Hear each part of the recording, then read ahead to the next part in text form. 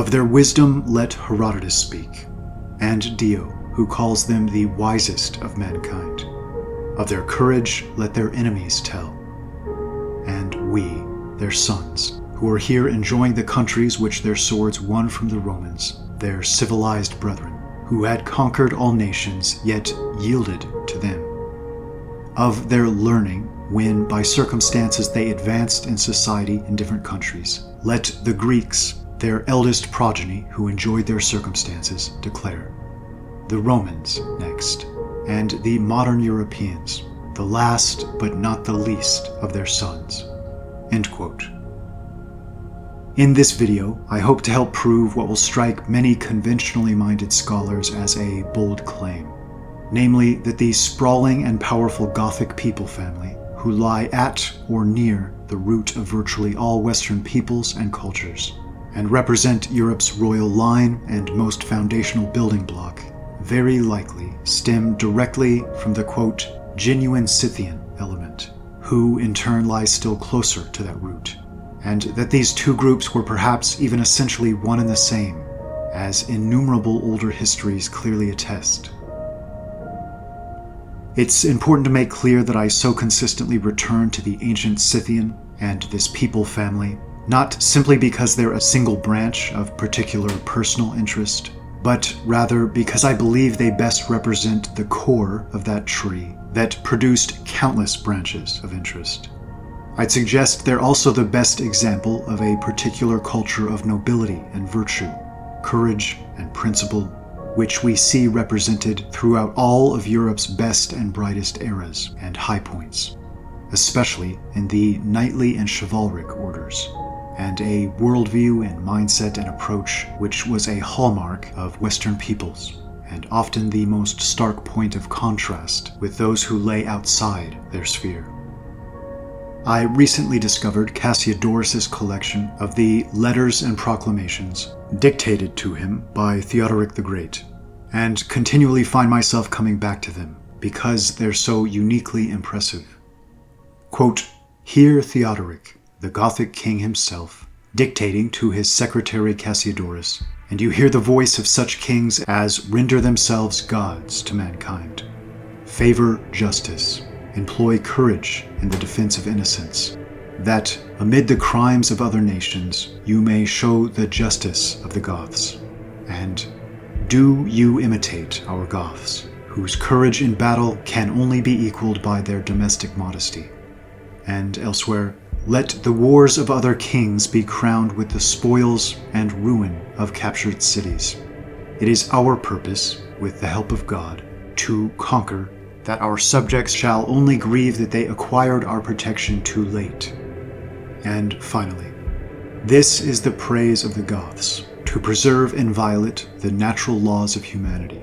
End quote.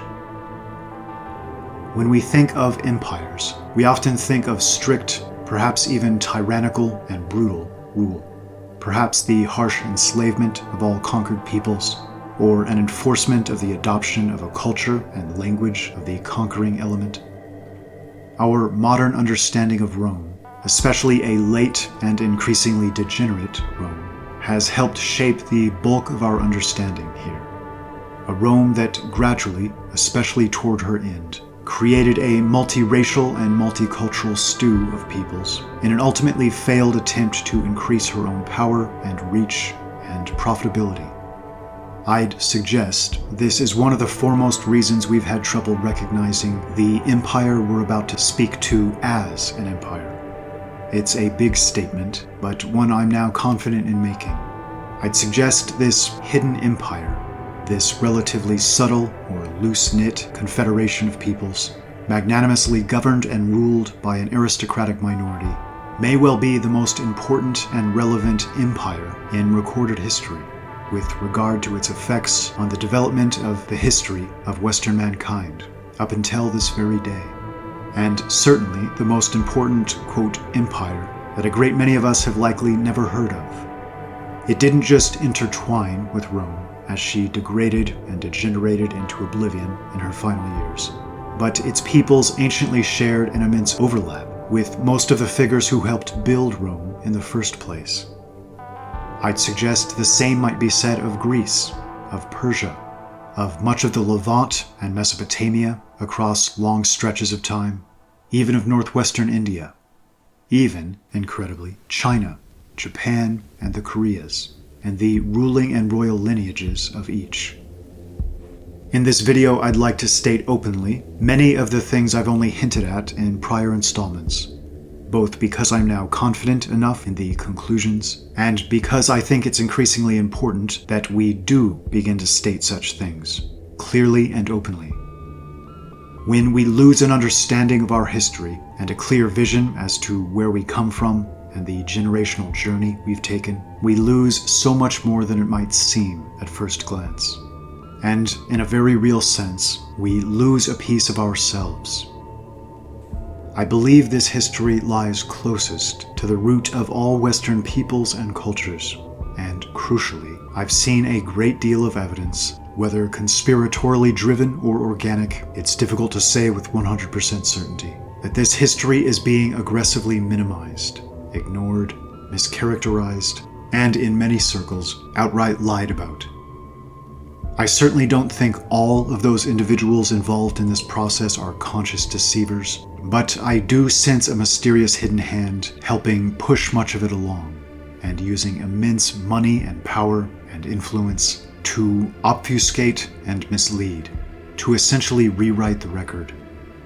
In short, I'd suggest that World War II radically changed our cultural and scholarly trajectory in so many ways, and made simple and all-important terms like Aryan, that were once routinely used, practically verboten overnight, and made any comprehensive discussion of peoples like the Goths and their history and achievements virtually impossible in the environment of post-World War II academia. When I later came to realize the National Socialist Germans had shown great interest in the history of the Goths, this contrast began to make far more sense. But I think this studious ignorance has been disastrous in its net effects. I'm of the belief that history, if not relayed as truthfully and accurately as is possible, no matter where that truth might lie, isn't just harmed in the process, but becomes actively harmful. Recasting history itself to suit any political or ideological agenda seems such a supremely devastating and disorienting misstep. As mentioned before, some misled academics may actually believe they have positive or justified reasons for tossing dirt atop these findings and pointing in every other possible direction when it comes to speaking to our collective European heritage. In an age that's made equality and egalitarianism into a golden idol placed on a pedestal, one that now seemingly refuses to admit even the potential for innate differences in groups of mankind, past or present. The notion of an exceptionally successful and highly gifted subset of mankind, spreading and loosely ruling far and wide, would be a notion that such scholars would naturally aim to avoid, even destroy to the best of their ability. And frankly, I'm tired of hearing what I believe to be highly politicized history, if one can even call it history anymore, that aims to create a picture of what many muddied modern minds might wish to be true, as opposed to what seems to have so obviously actually transpired, if we are to take the bulk of our earliest histories, and those pinned up until the World Wars, as our foremost guides. There's such an incredible story still to be told here, and it's equally incredible just how little of it has yet been told, and how much of it seems to have been confined to the shelves of dusty back rooms, or even, I fear, lost forever, because, quote, misplaced, or lost in various disasters or destructions of libraries across the ages, or perhaps even sitting behind lock and key in a Vatican library somewhere, robbing us all of invaluable context. Much of the content of this video was going to be very different. Yet, similar to what occurred as I was creating the previous Subverted History video, I've recently come across an engaging book that caused me to drop virtually everything else, and instead focus on its contents entirely. A work entitled An Inquiry into the History of Scotland by one John Pinkerton. Just a few quick notes on Mr. Pinkerton before we begin in earnest. He seems to have been a bit of a polymath and a multifaceted and multidisciplinary thinker and scholar. From his youth, he was apparently drawn to and became immersed in the classics, and it's said that even in his earliest childhood years, he enjoyed translating Roman authors such as Livy. He was a Scottish antiquarian, cartographer, author, numismatist, historian, and to this day, his maps are acknowledged as some of the greatest of their day and beyond. And a great many historians drew from his work, notably even Edward Gibbon, who of course gave us the history of the decline and fall of the Roman Empire, and who even acknowledged his indebtedness to the specific work of Pinkerton we'll be most heavily citing here on the Goth and Scythian. Pinkerton has been called eccentric by some, and this seems fair enough, and he was perhaps energetic and opinionated to the point of being a difficult man to deal with at times, especially for those he thought were engaging in history writing in a slapdash and misleading way. The environment in which he authored his works should also be noted, because relevant. Many leading Scottish and Irish thinkers of the day were attempting to fully understand their roots, and there was a raging debate as to the definition of terms like Celtic or Germanic, and the degree to which the populations of both of these peoples and their neighbors represented either label. Pinkerton himself can occasionally speak harshly about the Celtic peoples, but it's crucial to understand that his particular usage of Celtic is exclusively and narrowly defined as those groups of people who traveled the least and who were most lorded over in a seemingly corrupt and tyrannical sense by what seems to be a corrupted Druidic class that had most lost its way, the worst examples of the Druidic class, almost Talmudic in nature and word and deed, whose aims seem to exclusively be personal power and control and material dominance, and who seem to see these populations as more akin to cattle than free and capable men. It's important to note how difficult it is to separate the Germanic and Celtic elements, because these were so often lumped together and used as synonyms, that the spectrum of the one to the other has no definitive dividing line. Many of the peoples we call Celtic to this day were very obviously direct and fairly recent outgrowths of the Germanic people group, ethnically, racially, genetically, and some of those we call Germanic have extremely strong Celtic influence, both ethnically and culturally. Both of these groups so obviously spring from a single root. To my mind, it's only a question of when that divergence occurred. But they certainly went on to develop slightly different character and culture and history. And a large group of, quote, Celtic peoples, specifically those who made up the small pockets of, quote, indigenous populations in the furthest west of Europe, likely split from those peoples we consider most archetypically Germanic at a very early date, perhaps as early as 1500 BC or before, but certainly by 500 BC, only to begin blending together once again in relatively modern times within modern Europe. So if Pinkerton does display a bias, it's here. He seems to want to communicate that the bulk of Scotland's roots lie with the Germanic peoples with a history of far-flung travel and achievement, as opposed to the most, quote, indigenous Celtic elements, with a far more isolated and simple recorded history. And he almost seemed in a bit of an active war in his day, with a specific writer or two that were attempting to emphasize the purely Celtic elements of Scotland's lineage, and was obviously angered and frustrated at what he seems to see as lazy and shoddy history on the part of some of these thinkers. One final note to reiterate the importance of this subject matter. This large family of peoples, appropriately called Germanic, if we take germinate to be a root of this etymology, and that they seemed to be a seed people from which a vast number of branches would spring over the past 4,000 years and what little recorded history we still have, absolutely should not be thought of as confined to Germany, or even exclusively northwestern Europe, or even exclusively Europe.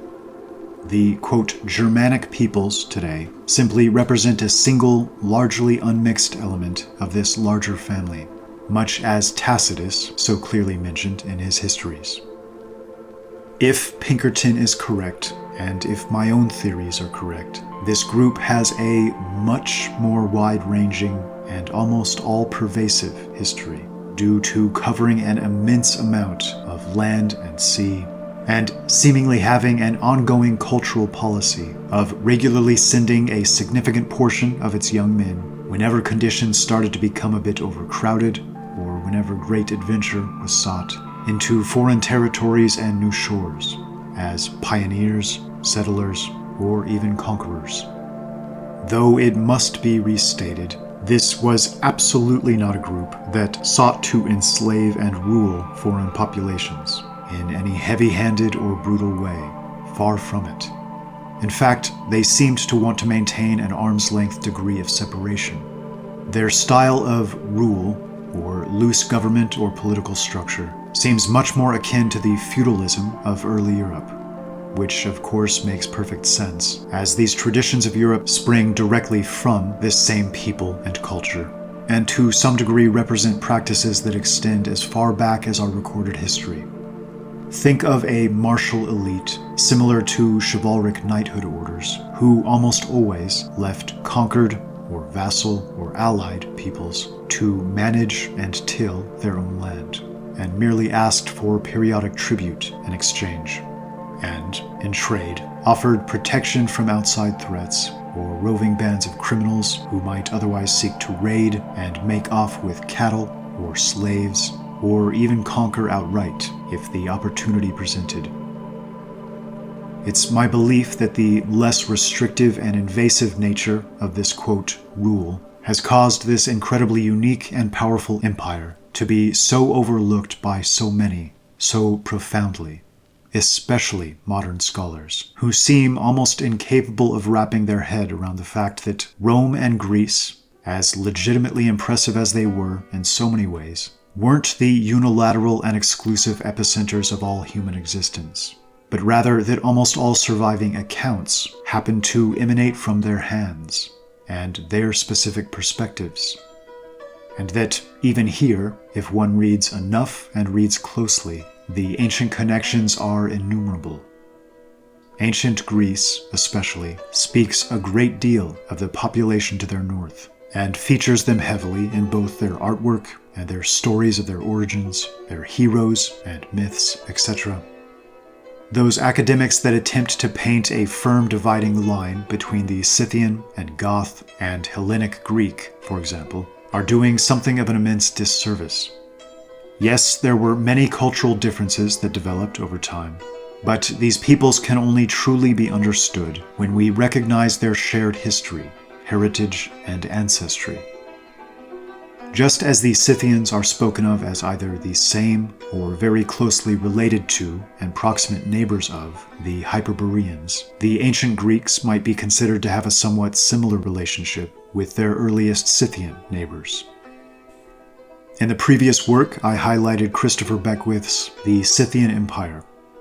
The Scythians were not only massive in number, but covered truly vast distances, and in Beckwith's view, and my own, essentially ruled or governed or loosely organized populations within those distances in something of an empire. As the Scythians disappear from history, magically and with little to no explanation according to modern scholarship, the Goths equally suddenly appear in the same location known to be inhabited by royal Scythians, and suddenly take the stage of world history. Apparently, if we're to believe the conventional modern academic theories, they'd been quietly hibernating until this moment. It's my view that none of this was magic, and that the Gothic people, who became the foundational bedrock upon which so much of Europe has been built, and the obvious root of her royal lines and lineages, are something of a continuation of this Scythian element, and seemed to be, to speak it frankly, the most formidable force on the world stage. To quote Pinkerton, the Scythians or Goths who slew Cyrus, whom Alexander shunned, and who were the terror of Pyrrhus, were in their German seeds equally formidable.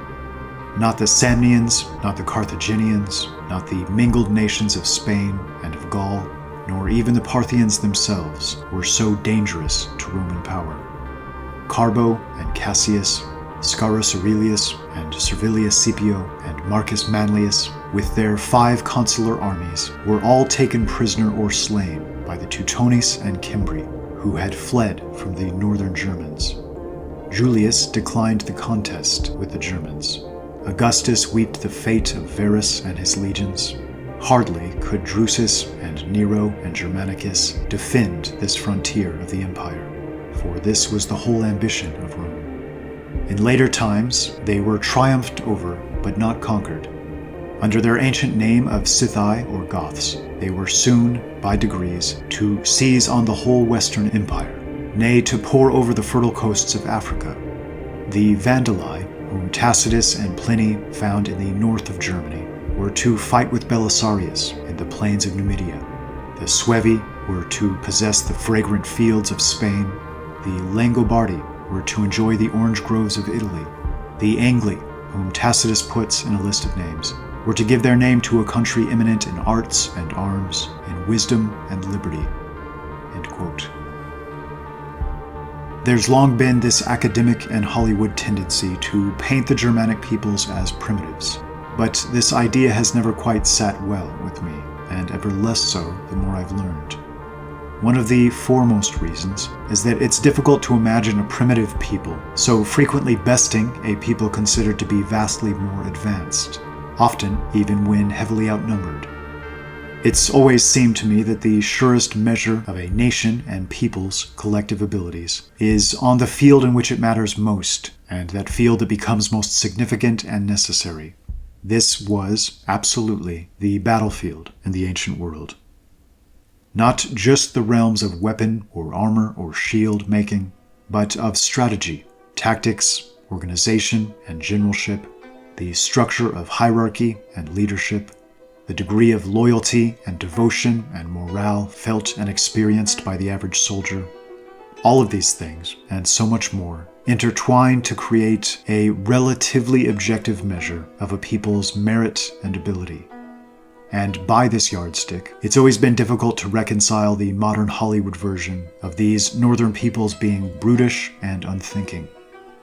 Also, of course, there's the fact that we still have the descendants of these very peoples among us today, and plucking the average Swede or Dutchman or Scotsman or Belgian off of the street, you're likely to find a relatively educated or intelligent or cultured man, relative to the worldwide norm.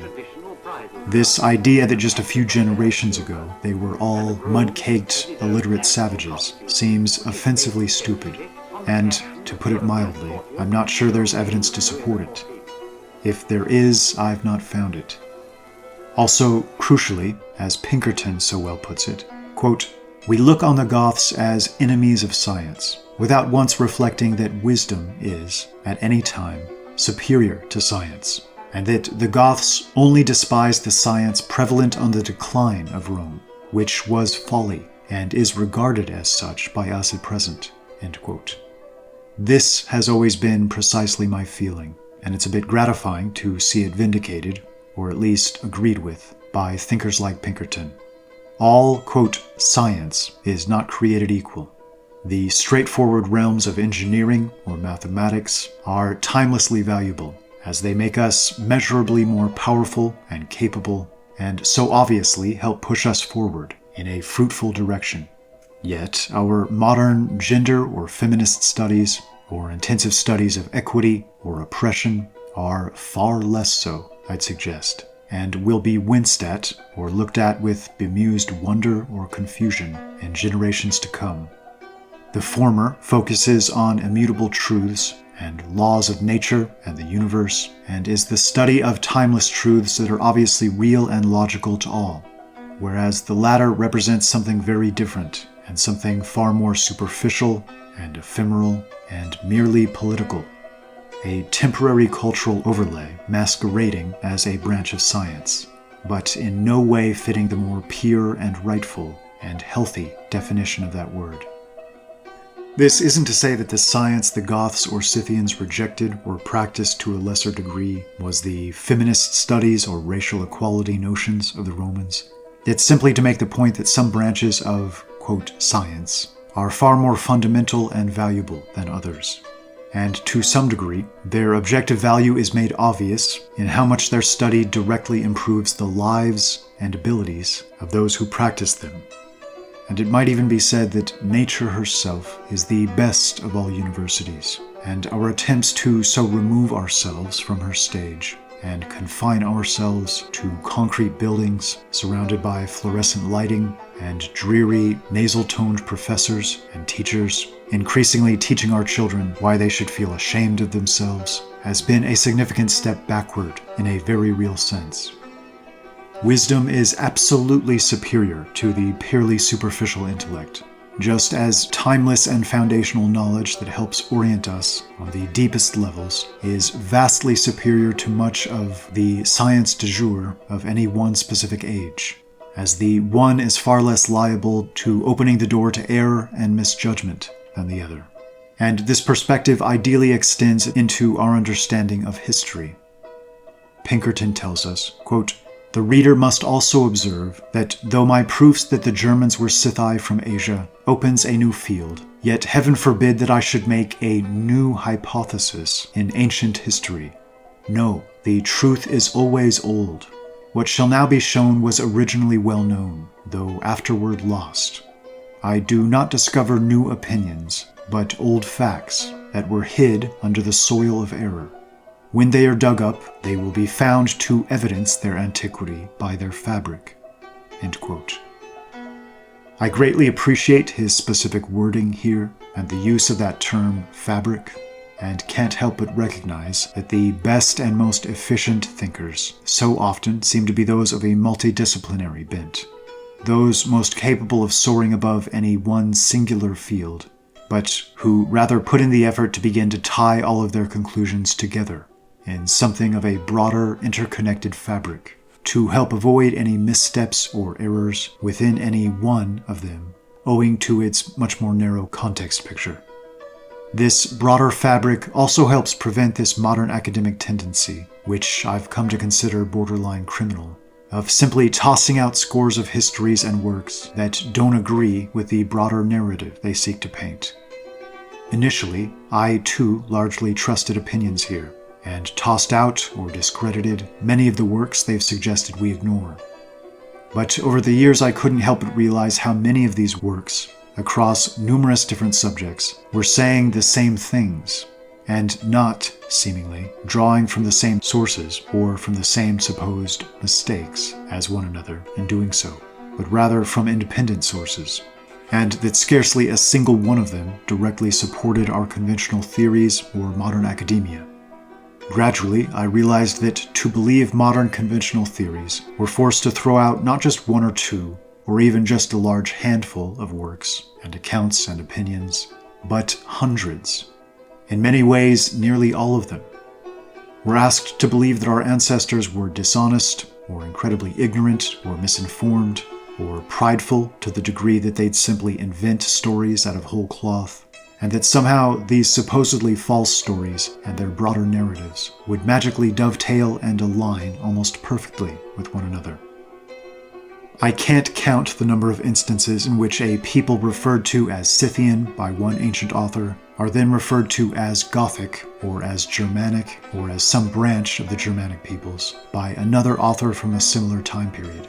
And this often even occurs within the same work, with a single author using these labels completely interchangeably, as if wanting to clarify that these were one people with different names. In any other case, with this many clear references tying these groups together and speaking to them as a singular entity, I feel it'd be accepted as the most plain and obvious truth. But in this one unique case, modern academics seem absolutely devoted to making the opposite case, seemingly at all costs. Yet, even still, having read virtually every one of their major arguments that I'm aware of, I've yet to see any genuinely compelling evidence to support their speculative contention, let alone anything definitive or concrete. And it's such a weighty claim they make and one that completely severs Western mankind from its history and achievements to the east, and leaves the Germanic peoples essentially without any history whatsoever prior to approximately 200 or 300 AD, a blank slate and a massive looming question mark. That to make such claims in disagreement with the majority of surviving historical accounts, in my opinion, demands some clear and concise evidence and arguments. In his work, Pinkerton makes three, quote, grand arguments to show the connection between Scythian and Goth, in making the case that the two were essentially one. Firstly, language. Quote, the learned and judicious Sheringham observes that there are three ways to judge the origins of nations. Number 1, from relation of speech. Number 2, from accounts preserved in ancient history. And number 3, from similar manners. But that the first is the chief and most certain arguments. This is indeed common sense, for if we found a people in Japan who spoke French, they must be of French origin. And it is one of these truths which cannot be controverted.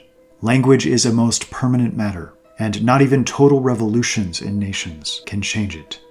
A philosopher well told Augustus that it was not in his power to make one word a citizen of Rome. When a speech changes, it is in many centuries, and it only changes clothes, not body and soul. It can be proved that the language of the old Germans was Scythic, or what has infallibly above shown to be the same, Gothic, by these following facts. The consonance of these Scythic remains with the Old German is universally known. The Frankic is a dialect of the Teutonic, Tudesque or Old German, and the Gospels of Ulfilas bear such affinity to the Frankic, of which fragments are preserved in the early French historians and elsewhere, that Delacroze and Michaelis have pronounced these Gospels to be part of an Old Frankic version, though Lai, Kneitel, and others have refuted that opinion from history and comparison of the dialects. Schilter, in his invaluable Thesaurus, has given us many large monuments of the Tudesque, or Old German, from the 7th century downward, and it is clear that the Old Scythic of Ulfilas is the same language. Wachter's learned glossary of the ancient German also certifies this point, and the skillful Ibri, after hesitating whether the Gospels of Ulfilas bear most resemblance of the German or Scandinavian dialect of the Gothic, gives it in favor of the former, adding that some words, as might be expected, are neither found in the Old German nor Scandinavian. The Anglo-Saxon, as it is called, but which should be styled the Anglo-Belgic, is also known by all to be a venerable and excellent dialect of the Tudesque, and it bears such intimate connection with the Scythic Gospels that the noble work of Lai, the Dictionarium Saxonico et Gothico Latinum, is built wholly upon their identity. The Scandinavian, of which the oldest relics are Icelandic and begin with Arius Frodi in the 11th century, is a dialect of the German.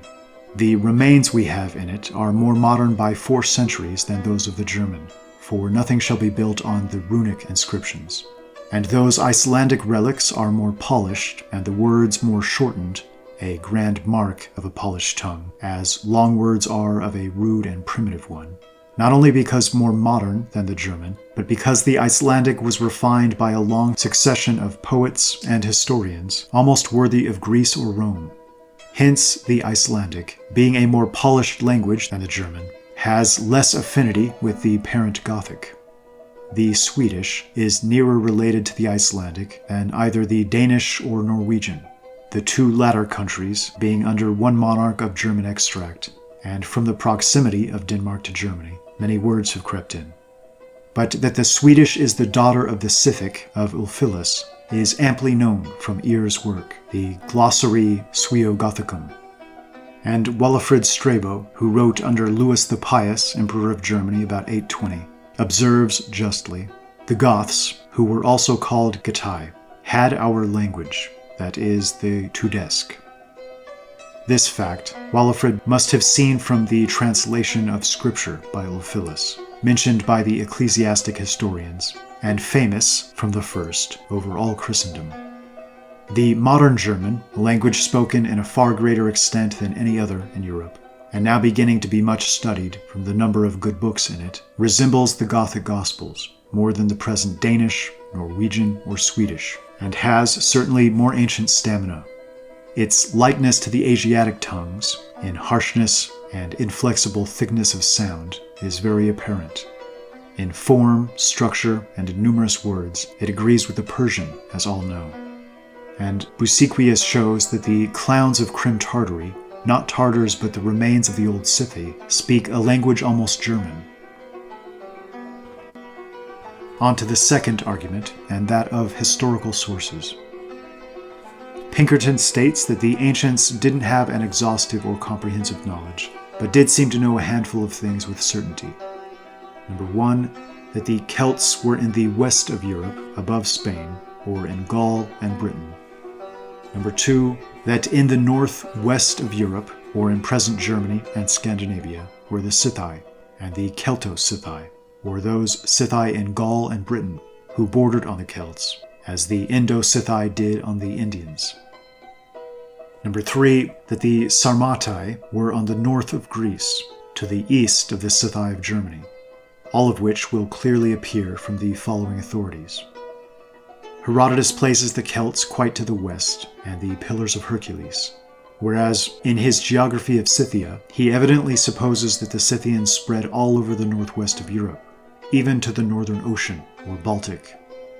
The Agathyrsi and Geloni he ranks among the Scythian nations, who united in the general league against Darius. Now Dionysius and Ptolemy place the Agathyrsi and Geloni upon the Baltic Sea. We learn from this that the ancient Greeks knew that the Scythi extended to the utmost northwest extremity of Europe, or up to Scandinavia. Number two, Xenophon, who wrote about 380 years before Christ in his Memorabilia Socratis, says, "In Europe the Scythians bear sway," showing that as the Persians were the ruling people in Asia, so were the Scythi in Europe.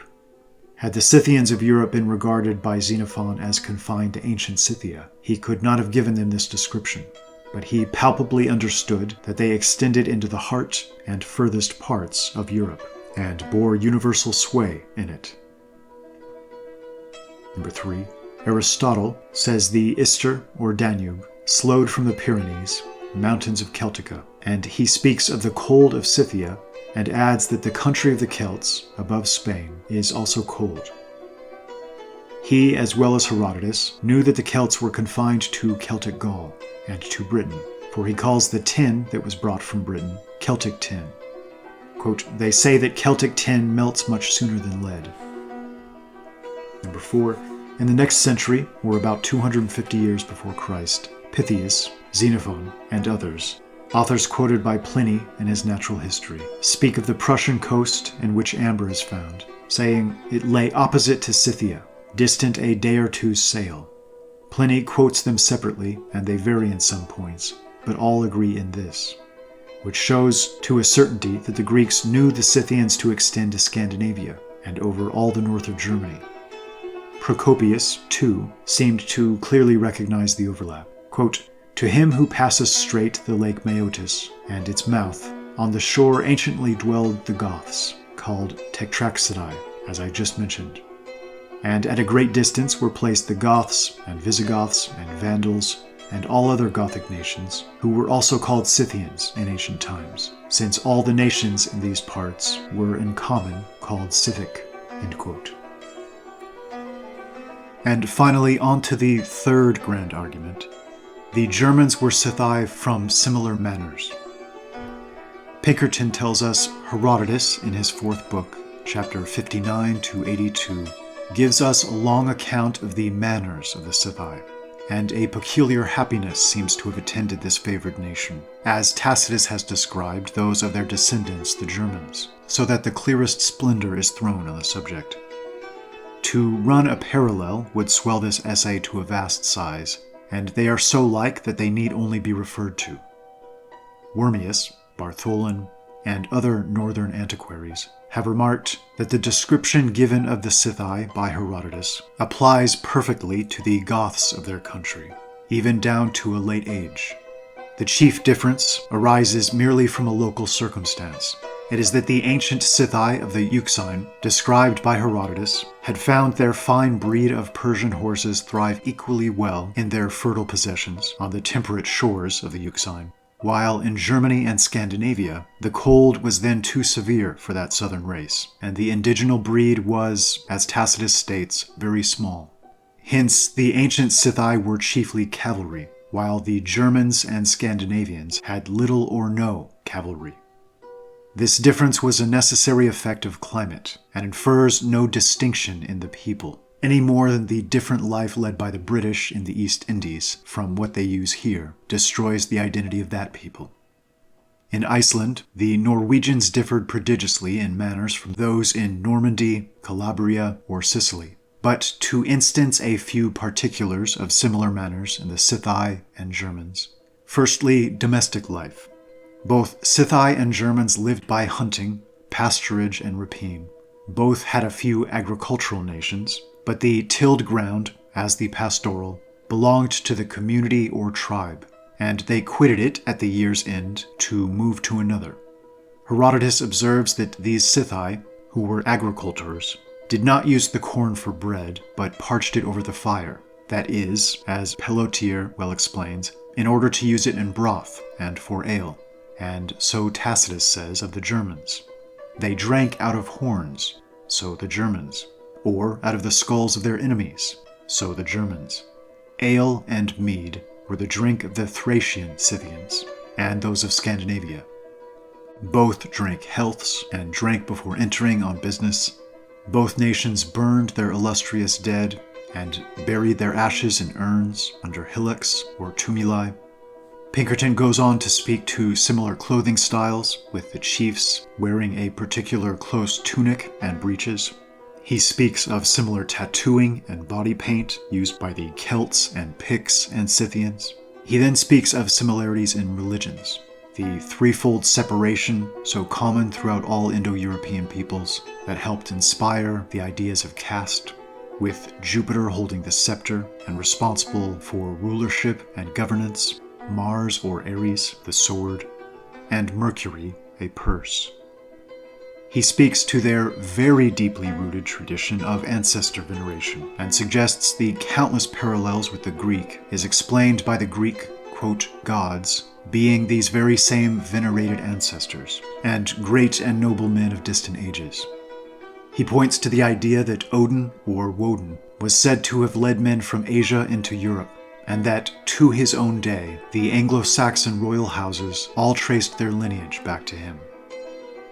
The theme of Jupiter, or Zeus Pitar, or an Allfather, being, quote, married to an Earth Mother, exists almost universally, and happens to dovetail perfectly with the Ralda and Freya of the Oralinda book, among so many other similar traditions.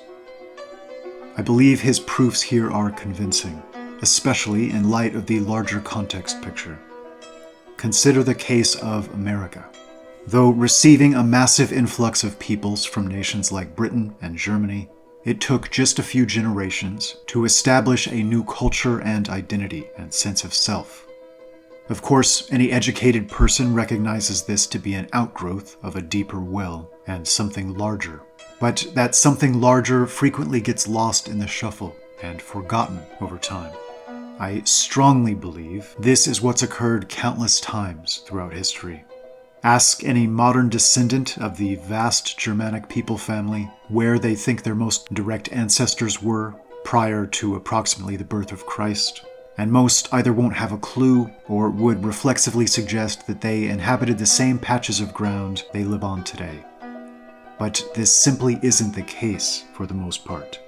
The colonies existing in Europe prior to around 500 BC were relatively small, and are dwarfed by the number of our ancestors that came in from the east in later years, with the Alans and Vandals, and a multitude of other similar Gothic peoples.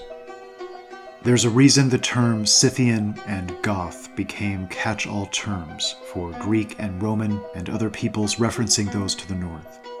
It's because these were massive populations stretching across vast territories. This wasn't one small tribe amongst a multitude, but rather these were the multitudes of interconnected and interrelated tribes, known under singular umbrella titles. And, I'd suggest, it was also the seat of their royal, monarchical, ruling families and lineages, who, histories clearly seem to suggest, could marshal this collection of numerous Germanic branches to fight for singular ends at times, such as the Scythians beating back the Persian Empire, or the Goths overrunning Rome. The Scots, in their Declaration of Arbroath, speak to their Scythian heritage. The Irish speak of the Scythian milites as their founding stock. Both the Germans and Brits are often referred to as Scythian in ancient texts, with Germany even being literally called Scythia in multiple instances. Add to this the fact that virtually every Western people claimed descent from Homer's Troy, and how could one possibly assume that we've been an isolated people, incapable of travel and migration? And again, this is a relatively modern notion. To give some idea of how the Scythians were viewed by some scholars and historians prior to the institutional capture of our age, historian Baron D. Hankerville, writing in the late 1700s, spoke of the Scythians, quote, as the lords of the world's great culture, both the origin of all religious culture and a military and administrative colossus, whose rulers were simultaneously its priests. Scyths are said to have ruled over ancestors of the Indian subcontinent and Scotland, of Greek and Japanese tribes, their imperial mastery over vast expanses of land between Europe and the Himalayas, predating the deluge and lasting some 1,500 years. End quote. And this may sound fairly wild to the modern ear, but this was hardly a unique notion among the most educated historians and scholars of these eras. And we find this figure of 1,500 years in another source, the Latin historian Justin, speaking to the history of the Goth and Scythian, and saying, quote, Asia was tributary to them for 1,500 years. So long a period is this, that many moderns have attempted to explain it away as mistake or error.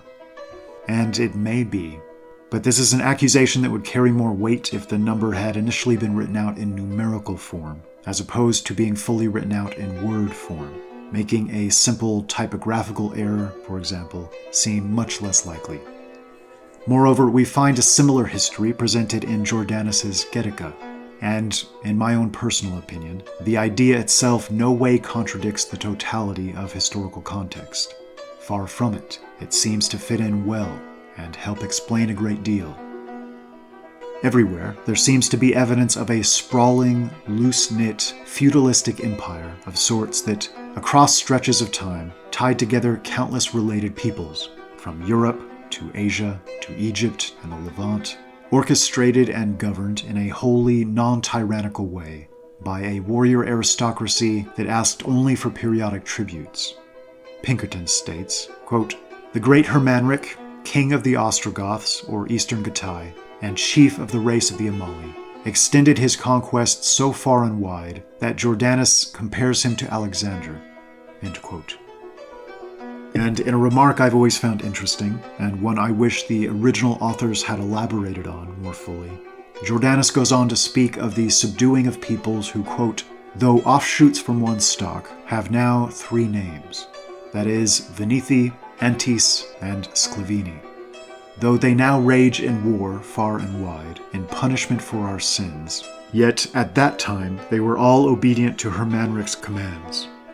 There are several comments like this, from Theodoric and existing in the Getica, indicating the Goths once had a much broader reach, and blaming themselves and their own, quote, sins or weaknesses for gradually losing this reach.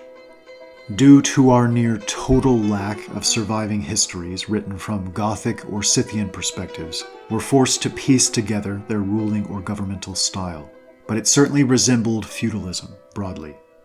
Mr. Pinkerton devotes an entire section to the differences between what he believes to be the ancient feudalistic system and structure of our people, contrasted with the more modern and what he believes to be incrementally corrupted form, and tells us, quote, indeed, the feudal system, about which so much noise is made, is the natural fruit of conquest, and is as old in the world as conquest. A territory is acquired, and the state, or the general, bestows it on the leaders and soldiers on condition of military service, and of tokens, acknowledging gratitude to the donors. It was known in the Greek heroic ages. It was known to Lycurgus, for all the lands of Sparta were held on military tenure. It was known to Romulus when he regulated Rome. It was known to Augustus when he gave lands to his veterans, on condition that their sons should, at 15 years of age, do military service. The reason it did not preponderate and corrupt in Greece and Rome was that it was stifled by the necessary effects of cities, as above mentioned. In Persia, where there are no cities of any power or privilege, it preponderated and corrupted at an early period." End quote. He makes a point that I wish I could elaborate much further on, but I'd like to keep this video relatively concise, speaking to the idea that the very earliest and most ancient governmental structures amongst homogeneous Scythian or Gothic or Aryan tended, though hierarchical and aristocratic, to lean more toward the democratic end of the spectrum. Quote, "For northern nations have always been fond of liberty, while the southern preferred the delights and ease of their climate." End quote. Which makes some sense, as democracy can only function properly in a relatively homogeneous environment or culture that highly prizes virtue, honor, loyalty, and in which every man is fully expected to be capable and knowledgeable, and respected enough to have his personal opinion valued. Only as conditions began to degenerate did a heavier hand and slightly more restrictive rule become almost a necessity. But freedom from any unjust tyranny was always a bedrock principle of these peoples. These were men who had strong leaders because they chose to, because they respected them enough to grant them their energy to help accomplish still greater things, not because they were forcibly compelled to do so. In our age of multiculturalism, of exceedingly weak and dependent men becoming mere cogs within economic machines, an age of effortless mass manipulation by malevolent actors, democracy is an absolute disaster, inevitably. It gradually becomes the rule of money and media. But the conception itself wasn't always such a net negative. Athens is often spoken of as the, quote, birthplace of democracy. So this leads us nicely into a discussion of the powerful connection between the most ancient Greece and Scythia. Again and again, we find evidence of the Scythian and Goth being a seed or feeder people, whose ancient expatriates seemed to travel and settle far and wide. India, Persia, the Levant, and Greece. And let's not forget or discount, in the one surviving Gothic history we do have, they clearly mention pushing all the way to the borders of Egypt, into Media and Persia and beyond. Should we pretend these stray lines are just outright lies? And if so, for what purpose? And with regard to Greece, I've mentioned in the past that ancient histories speak of the Pelasgi as being the earliest recorded population. But it's always been a bit of a mystery as to who exactly these Pelasgi were, and where they came from. Pinkerton clearly believes their heritage to be Scythian, and states, quote, "The Pelasgi, or Hellenes or Greeks, were Scythians of Thrace." This plain sense might argue at once, because the Greeks were everywhere surrounded by Scythi and the sea, and no other nation was near them. This may be shown from different arguments, though the Greek writers have shaded the subject much by the foolish desire of making their nation aboriginal, or sprung from the ground on which they lived. It is a pity they saw not so far as the philosopher Antisthenes, who used to tell the Athenians that such praise belonged to snails and not to men. But that the Pelasgi were Scythi appears from this, that they certainly descended from the northeast into Greece, and the Scythi spread over all these parts. For we find settlements of the Pelasgi on the Hellespont, and in Thessaly, a country to the northeast of Greece, a large country that was specifically called Pelasgia in the days of Homer, and far later. Trogus Pompeius says expressly that the people of Macedon were anciently called Pelasgi. Strabo says that the Thracians under Eumolpus colonized Attica, and Herodotus calls these Thracians Pelasgi, as above shown. Plutarch says, the Pelasgi, as they say, roving over the greatest part of the world, and having subdued the inhabitants, reside in the country which they had conquered. This can only refer to the Scythi. Pausanias shows the oracle at Delphi to have been founded by the Scythi Hyperboreae, and the ancient grammarian Simmias of Rhodes in the 3rd century BC connected the Hyperboreans directly to the Massagetae. End quote. Elsewhere, Pinkerton goes on, quote, the Greeks, fermented into a purity by foreign colonies, soon assumed quite a distinct character from their Scythian progenitors and neighbors. Homer also rose from the eastern shore of the Aegean like the sun upon them, and diffused an intellectual light and warmth which made their souls vegetate with great thoughts, the stems of great actions. So early as about 1,000 years before Christ, Grecian colonies began to be established in Magna Graecia, or the south of Italy, in Sicily, in Africa, nay, in Macedon and Thrace, and among the more distant Scythi, in which later countries, for want of tillage and the arts, barbarism was long to prevail. While, owing to fortunate circumstances above mentioned, the Greeks had admitted such refinement as almost to pass for another people among their own progenitors, a case which may even happen in ruder nations, as we know that the Danes, who came to Northumberland in the 9th century, were regarded as utter strangers and enemies by their own countrymen, the Angli, who in 547 had settled that province. End quote. And once more, by Pinkerton, quote, the Hellenes were Scythi. Even mythology might persuade this, for it is well known that Hellen, reputed father of the Hellenic name, was the son of Deucalion, and Lucian says expressly that Deucalion was a Scythian. Quote, Deucalion the Scythian, in whose time happened the Great Flood. Deucalion was the son of Prometheus. Prometheus was the king of the Scythi. The Locrians, said to be the first to be called Hellenes, closely related to their neighbors the Dorians and Phocians, are said to have arrived in southern Greece in the late 2nd millennium BC from their homeland on Pindus, when the Greek tribes moved southwards. And it might be shown that the Greek mythology is but an improvement of the Scythic, the gods being most illustrious princes of the first Scythic Empire, who were deified by their subjects, a custom continued to a late period among the Goths. Many ideas of Greek mythology may also be found in the Gothic, but this ground must not be lightly trodden, and is left to him who can employ a large work upon it. It is well known that the most ancient Greek poets were the sole teachers of the people, and were the first who, by introducing a portion of allegory and an elegant method into vulgar tradition and superstition, composed regular systems of theogony and mythology. Now, these earlier poets and teachers of religion were all of Thrace. Linus, Orpheus, Musaeus, Thamyris, Eumolpus were all Thracians, and Eustathius has long ago observed this singularity. If Thracians, they were Scythians or Goths. If Scythians, they could only use Scythic mythology and traditions.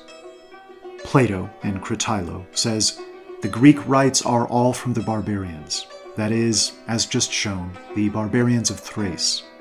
Thucydides is an incontrovertible authority that the Hellenes were originally a small tribe in Thessaly, and Herodotus and Strabo fully confirm this, and that the Thessalians were Thracians is clear, for Thucydides informs us that the Thracians extended even down to Phocia.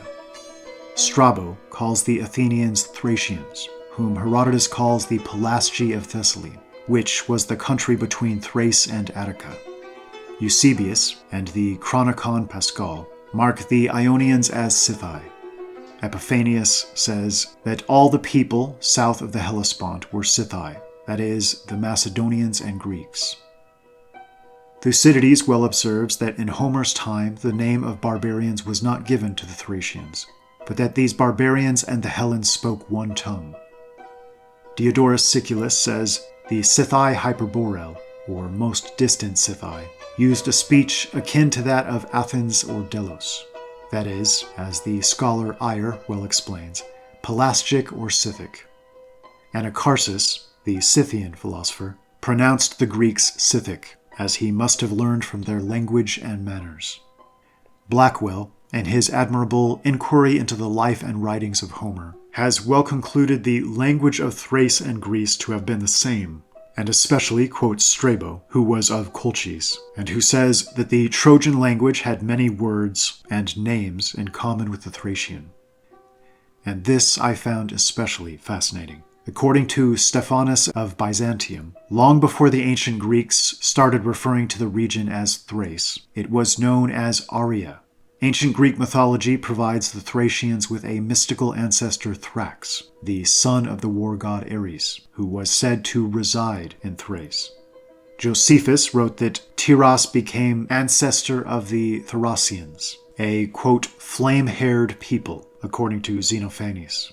Herodotus calls the Getae the noblest as well as the most just of all the Thracian tribes. According to Pausanias, the land of the Hyperboreans, men living beyond the home of Boreas.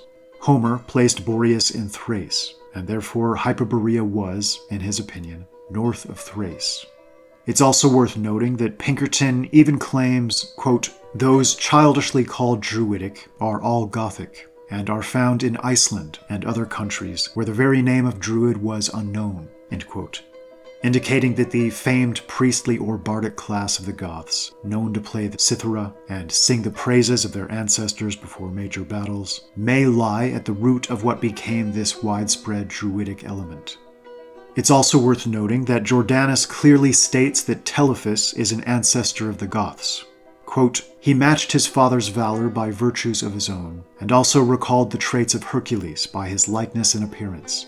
Our ancestors called his kingdom Moesia, end quote. Targataios, or Scythes, thought to be the Heracles of Greek legend, was the ancestral, quote, god of the Scythians, according to Scythian mythology. A frequent framing of ancient Greece is that of a softer, seafaring, earlier settling, and perhaps often city-dwelling element of Ionians, with closer connection to the, quote, Pelasgi, and the ruder and rougher Dorians, sweeping in via a wave from the northwest.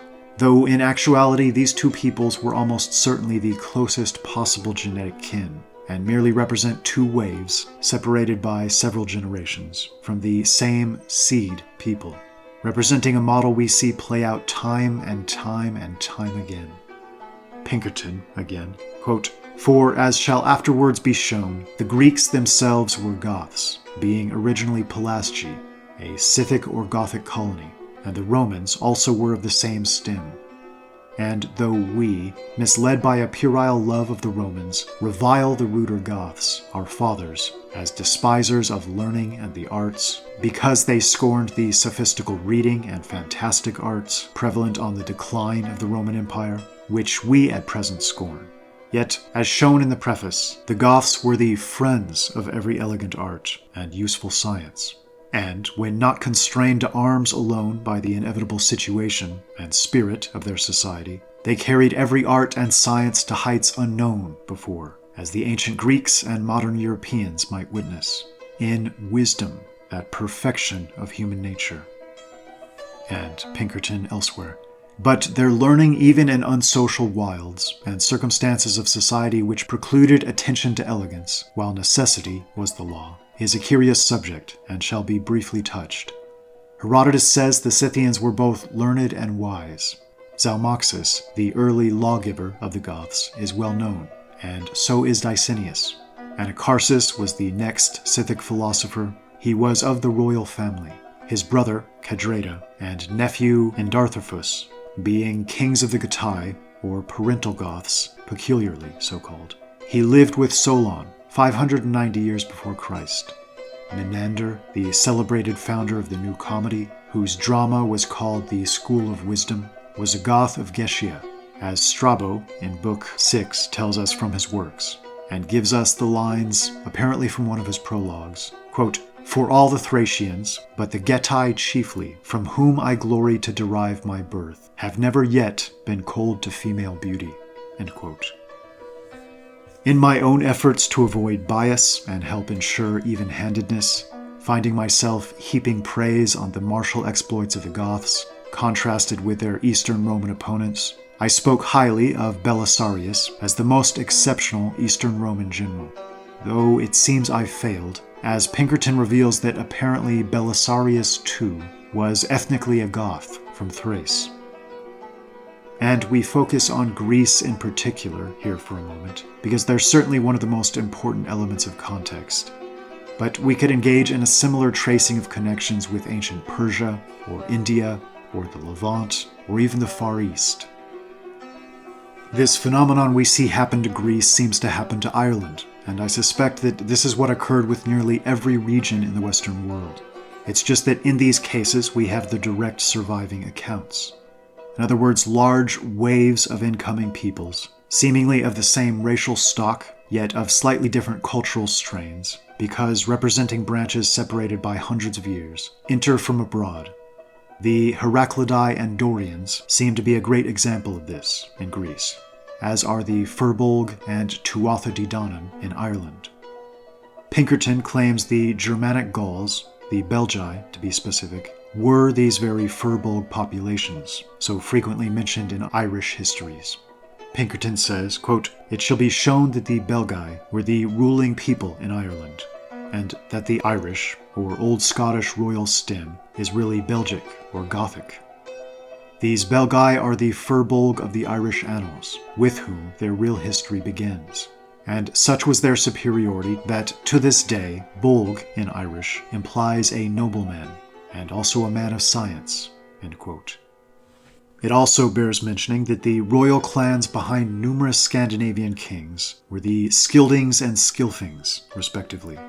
In the History of the Norwegian People, by Knut Geertsen, quote, "The Swedes were closely related to the Goths, among whom kingship had reached a much higher development than in Western Germany, where the kings were still mere tribal chieftains and leaders of the armed host. Among the Goths, the king was the ruler of his people, a national sovereign, who traced his lineage to the gods themselves.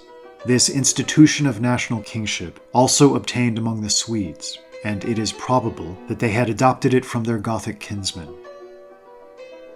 Wikipedia tells us, quote, "The Scythians were monarchical, and the king of all the Scythians was the main tribal chief, who was from the dominant tribe of the royal Scythians. Power among the Scythian kings was passed down a single dynasty, and the historian and anthropologist Anatoly Kazanov has suggested that the Scythians had been ruled by the same dynasty from the time of their stay in West Asia until the end of their kingdom in the Pontic steppe." In summary, I believe Beckwith's work, The Scythian Empire, was correct in its conclusions, and groundbreaking in being one of the first to bring so many of the pieces of the puzzle together. Atop this theory, I strongly believe Pinkerton to be correct when he speaks to the extraordinarily strong connections between Scythian and Goth. The ramifications of both of these theories being true, even approximately, could hardly be more important and weighty, and really would rewrite the history books, specifically and especially those that have taken such a hard left turn after the World War. But even those authored previously, because never before have we had such a vast and impressive data picture accessible to provide broader context. Whether or not there's a great deal of conscious or conspiratorial motive to sever the history of Western mankind from its connections to the East and to the broader world, I can't say for certain. What I believe I can say for certain is that the evidence for this strong connection is simply overwhelming, and that, in my opinion, no objective or dispassionate reading of this multitude of older sources could lead any rational mind to discount it. No, I don't buy this modern theory that the Romans, the Greeks, and even the Goths and Scythians themselves were merely confused when they grouped so many people under a single umbrella label like Scythian. Scythian, before it became so incredibly minimized and confused in modern times, once represented essentially an ethnic term and an ethnic group with extremely ancient and deep roots. It's important to remember Pompeius Trogus' history speaks of debates between Egyptians and Scythians as to which of these peoples was the oldest, with the Scythians supposedly winning this argument. And there's even a fascinating battle recounted by at minimum 4 of our most significant ancient historians between the Scythians and Egyptians. Herodotus and Diodorus pull exclusively from the Egyptian accounts, while admitting that even among themselves these accounts are strangely contradictory and inconsistent, accounts which credit Egypt as the victor. But others give the victory to the Scythians.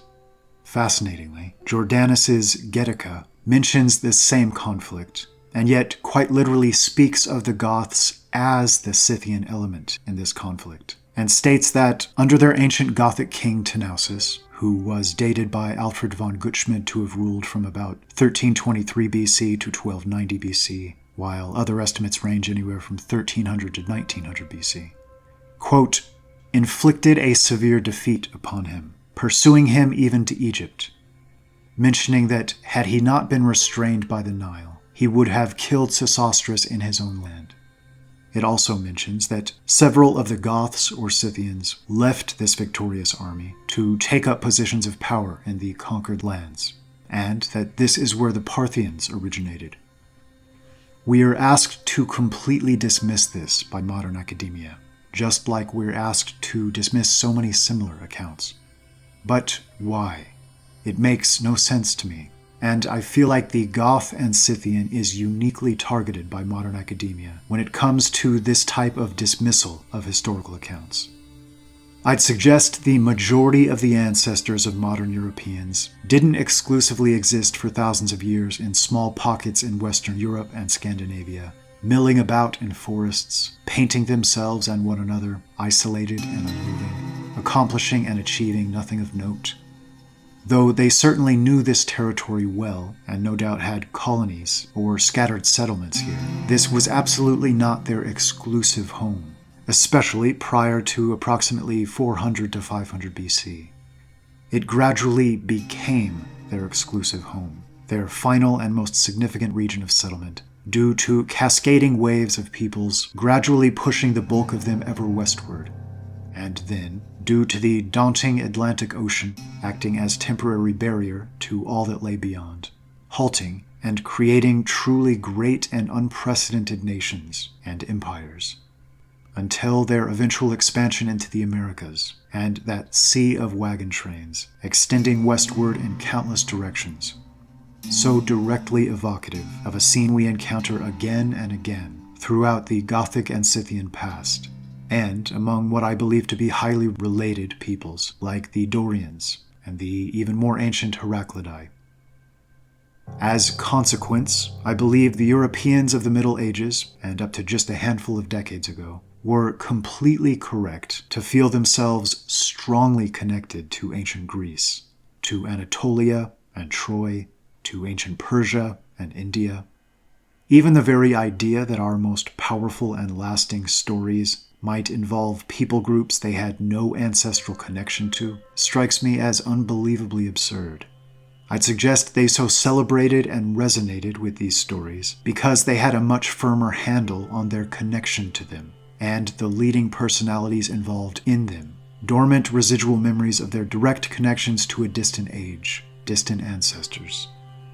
I hope you'll pardon my editorializing for a minute, but we've now lost so much of this in modernity, and this entire sphere of history is being paved over and quite literally rewritten. And this link, which was on the verge of being fully uncovered, revealed, fleshed out by scholars and historians of prior ages, is now being severed in conventional academic spheres. And if I had to guess, I'd bet this isn't fully organic or coincidence.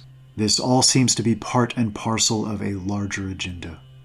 The people I speak to in these videos, this unique family of peoples I so love and admire and respect and resonate with, is now rapidly disappearing. These nations and cultures, so beautifully cultivated across generations of mankind, are being destroyed and replaced, with many simply convinced this is the natural and organic path of, quote, progress, convinced that this is just the effects of the forward march of time, that our destiny is to serve the almighty dollar, the international marketplace, international finance, But we must remember, now more importantly than ever before, that we're not merely passive observers in this process, and to diminish ourselves to that submissive role is to risk losing everything. If something is good and worthwhile, if something is exceptional and beautiful, or feels especially healthy and comfortable and resonant, that something is worth fighting to preserve. More than this, I believe it's our duty to both preserve and further cultivate such things. White privilege is, of course, a silly, loaded, politicized, and manipulative term, so frequently used dishonestly and as a bludgeon. But let's face facts for a moment. We absolutely did inherit a powerfully beautiful gift from those incredibly capable individuals who came before us. It feels as if we stand at a crossroads, and on the brink of not just losing this inheritance, but allowing ourselves to be convinced by dishonest and malevolent actors that it's not even worthy of preserving, or that the very idea of preserving it is somehow evil. These are insidious and destructive lies, and need to start being called out and recognized as such. It's said that, quote, "A man of integrity passes his father's civilization to his son without selling it off to strangers." There's still time to recognize, remember, and act accordingly. If current trends continue, not only will our father's civilization and cultures disappear, but even the stories and legends and accounts that tell these tales disappear.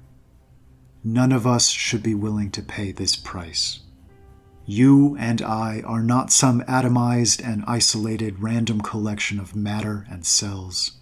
We are the all-important center point of an hourglass, a link in a long and storied chain, stretching back God knows where, containing the same blood, the same genetic material as those truly great men who strode ahead before us. Please beware of letting the cheapening effects of modernity extend to your soul and your very being. We were meant for so much more than this. And while we still live and breathe, each and every last one of us is blessed with the opportunity to prove it.